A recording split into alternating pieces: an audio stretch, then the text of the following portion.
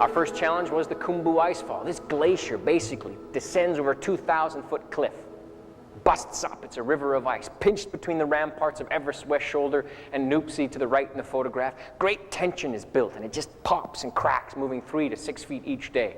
We would use ladders to climb up this route. You can see me here at the bottom of this red blob here. That's me. This is a huge ladder section.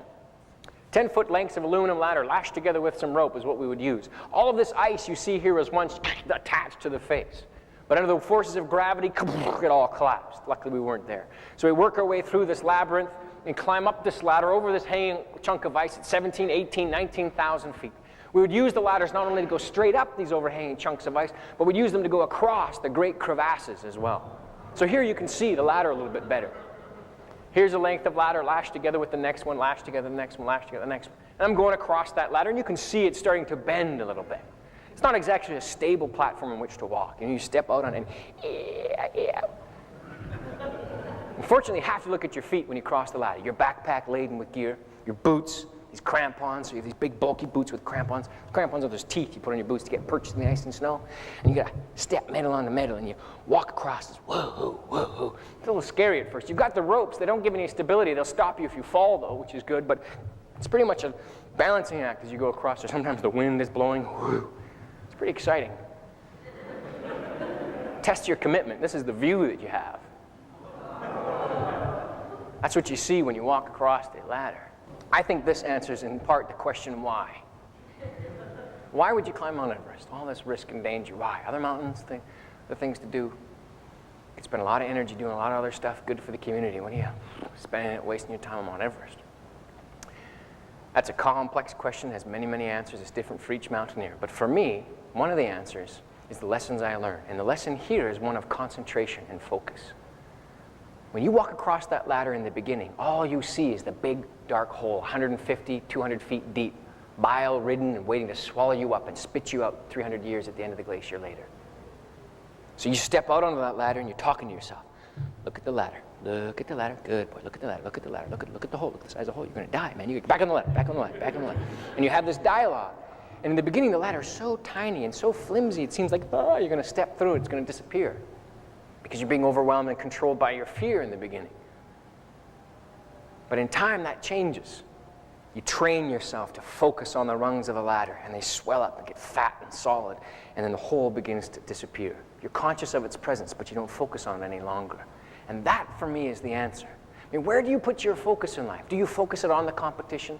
Do you focus it on the economy? Do you focus it on the market? Do you focus it on what's happening around you, things that you have no control over, the weather? Or do you focus on what you can control, the rungs of the ladder? I feel that these fears, these challenges, these crevasses, these obstacles are placed for us to test our resolve and our commitment. And our fear challenges us, and most often we're paralyzed by it. But if we can learn to manage that fear and negotiate it, we can find the freedom on the other side that we so want, that we're so much chasing. That's really what we're looking for. And here is a lesson that I learned to manage that fear. And I know it's a learned behavior, because in the beginning I wasn't very good at it. But with practice, I became good at it. And in time, I'd walk up to the ladder, talk a little trash to the guys behind me, step out onto it, walk across it, seeing nothing but fat rungs, throw a little leg out to the right maybe, toss a little 180 in there as I'm going. Not as a way to court more risk, but as a way to embrace the challenge, to face that, to make a statement, to say, yeah, I'm here to face these challenges, to manage my fear and to enjoy and live the freedom on the other side that I'm seeking. I think we all have that challenge. We all are facing these obstacles that are controlling us, fears that are holding us back. If we can find the strength and courage, one tiny step at a time, to manage them and walk across them, the freedom on the other side is exhilarating. The western Coombe opens up. Coombe, a Welsh word for valley. Access to the upper reaches, to the summit, the jewel, our dream. These great ramparts of Nuptse and Lhotse, 6,000 feet high, glazed in ice, the wind whistling through them at different speeds, creating a tune, almost a melody as you walk through. Tiny, insignificant steps that you take. Little tiny people, do you see us there? So small, just dwarfed by all this enormity, power, and strength. You can't help but contemplate your role in it.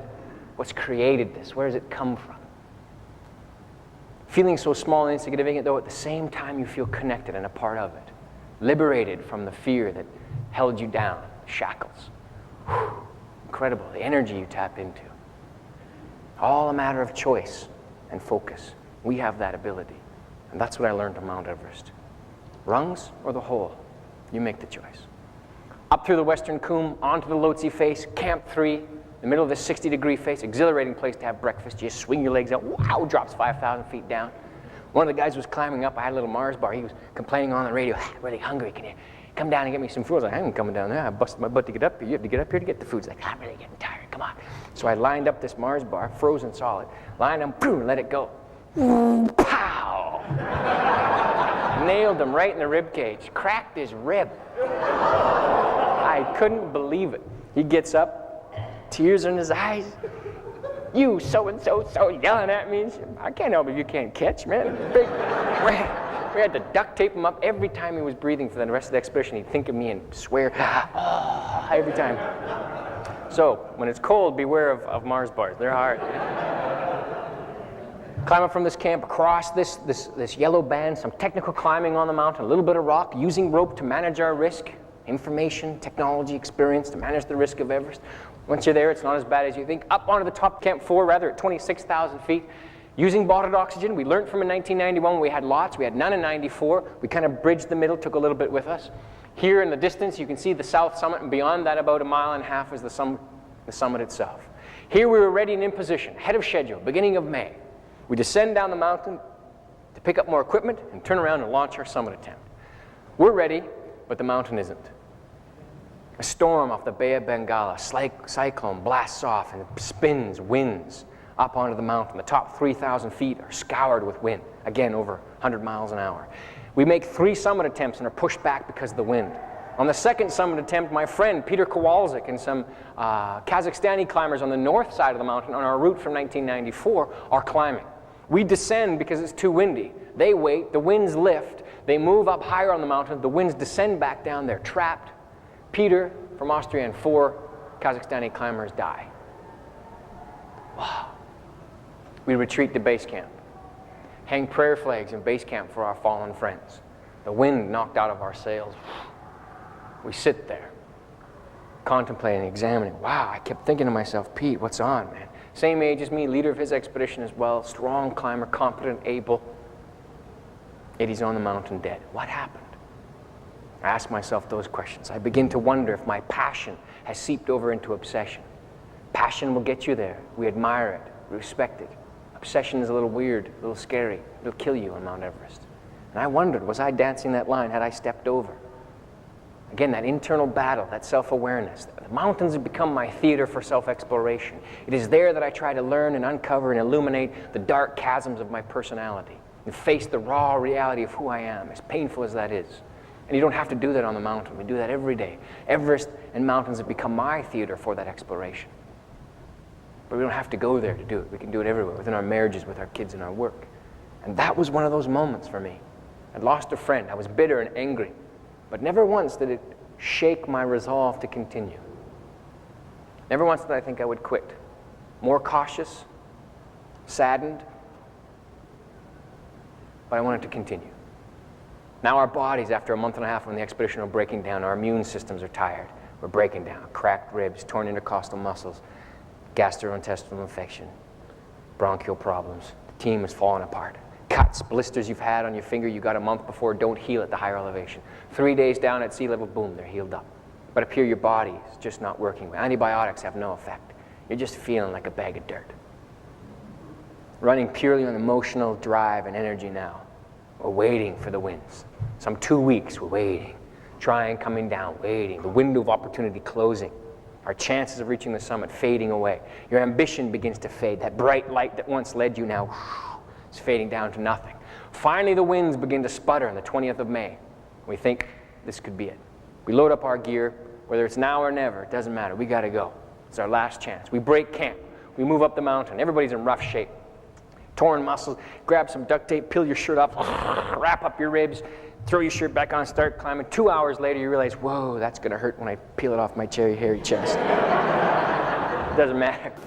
Up the mountain we went. This tremendous effort up into the top camp.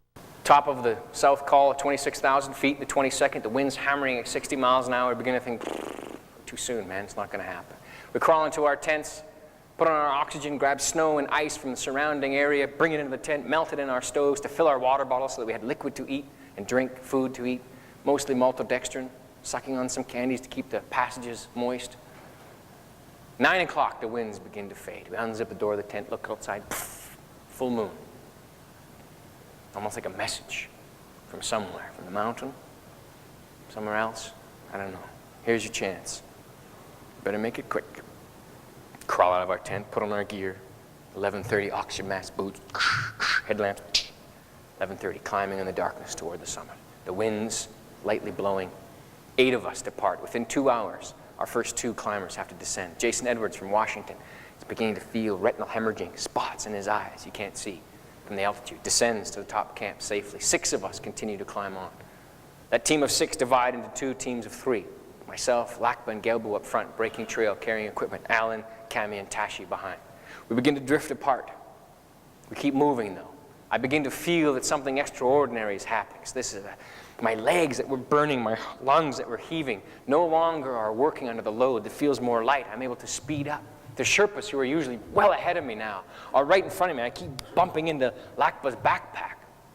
The rest breaks seemed unnecessary, and I was keen, eager to end them and keep moving, swinging out front, breaking trail, leading the route, fixing the rope, climbing up in the darkness. Finally, sun begins to rise. The Himalaya again explodes in light, and these huge shadows suck up to the mountains. I remember climbing along this point, along the ridge toward the top of the south summit. I could see the shadow of Everest, its pyramid, cast on the monsoon clouds 80 miles in the distance.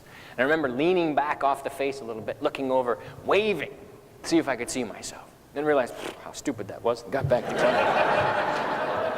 How 80 miles I was going to see myself?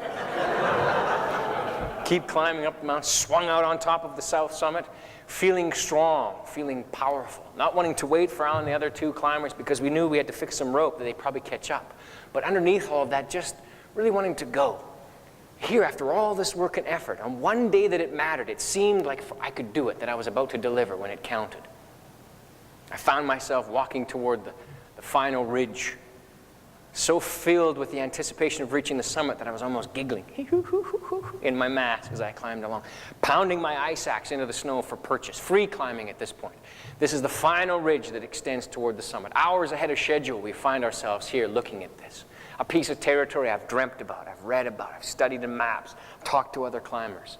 Every run, every workout, every other mountain I climbed here in my mind. I visualized it so many times, it felt like I was on familiar ground, like I belonged here, that I had been here before. To the right in this photograph, it's an 8,000-foot drop down the Kangchung face into Tibet. To the left is a 6,000-foot drop into Nepal. The ridge that separates the two that you walk across is about 9 to 10 inches wide. Very teeny tiny. But you walk out onto that ridge, pounding my ice axe through the corners, that lip of snow. I remember pulling an ice axe out and seeing the hole it created all the way through, punched through the other side, and through the hole, wow, I could see it drop 8,000 feet. So I went, woohoo, moved over left a little bit.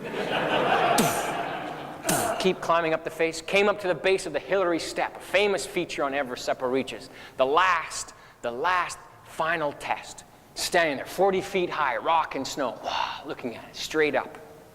Feeling and sensing this enormous drop. Just swung like, climbed all the way up the face, wow, 8,000 foot between my legs. Kept climbing, swung out on top, on the final ridge. And off in the distance, stretched the summit pyramid, the peak, at 29,028 feet. Climbed up, moving well, feeling strong, feeling the confidence coming up. Stopped just below the summit. I could peek over the top of the pyramid. I could see off in the distance the Tibetan plateau rising up. This was it. Stopped, waved the Sherpas through, Mani, Lakpa, and Gelbu to stand there first. For without them, we would never have made it. As a gesture of thanks, Lakpa, Gelbu, stand on the summit, 10 minutes before 7 a.m. on May the 23rd, 1997. They get to the top, Lakpa digs in for his Nepali flag, flaps it in the wind. Gelbu, the gentleman in the yellow jacket, with his hands together, digging for rice given to him by the Dalai Lama in India to offer on the summit as a gesture in the Buddhist belief. For 10 minutes, I just sit back, watch them having their moment on top, snapping some photos. Big smiles on their faces. Jamie, Jamie, come, come. So finally, take the final few steps, boom, boom, 7:10 a.m. Stood up on the summit.